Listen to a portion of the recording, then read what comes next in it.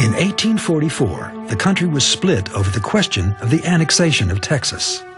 Democrats generally supported it, and Whigs were generally opposed. But sectional differences over the extension of slavery complicated the issue. The Southern states desire the annexation of Texas to the Union to strengthen their position geographically and politically. We of the North and East say we already have more territory than we know what to do with, and more slavery within our borders than we choose to be answerable for before God and man. Texas had been an independent slave-holding republic since 1836. But neither slavery nor independence had been part of Mexico's original plan for its northeastern province. Initially, the Mexican government encouraged foreign settlers with the offer of cheap land and exemption from taxation. It was very, very difficult to encourage people to actually settle these very harsh terrains of the American Southwest. As a consequence, the Mexican Congress passed a law which seems the height of folly in hindsight, that they would invite American and other settlers to come in under exclusive land grants offered by the Mexican government to settle Texas in particular.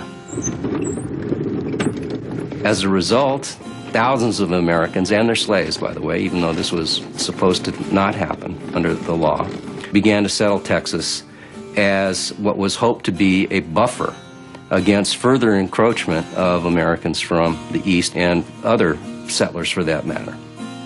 The first Anglo settlers arrived in Texas in the early 1820s. Led by Stephen F. Austin, 300 families settled on the Brazos River. But by the late 1820s, some 20,000 Americans had crossed the border to live in Texas. In contrast, the Mexican population of Texas was less than 4,000. Texas is Mexico's most valuable possession. I pray God that our neglect will not lead to the loss of such a precious part of our territory. In 1829, the Mexican government realizes that perhaps they did the wrong thing. So, first of all, what they do is that the president frees the slaves. The Texans are able to keep their slaves by signing them up for long-term work contracts as indentured servants. So they don't really lose their slaves.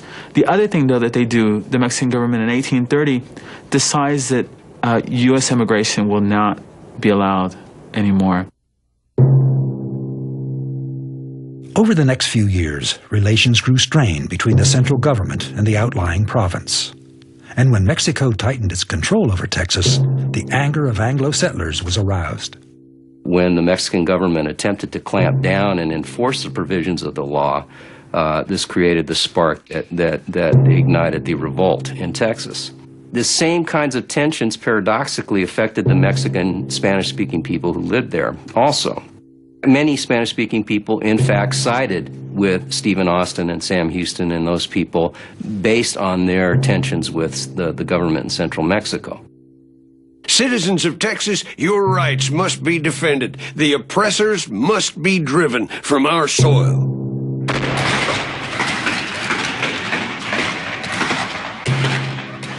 The Texans' battle for independence was short but bloody.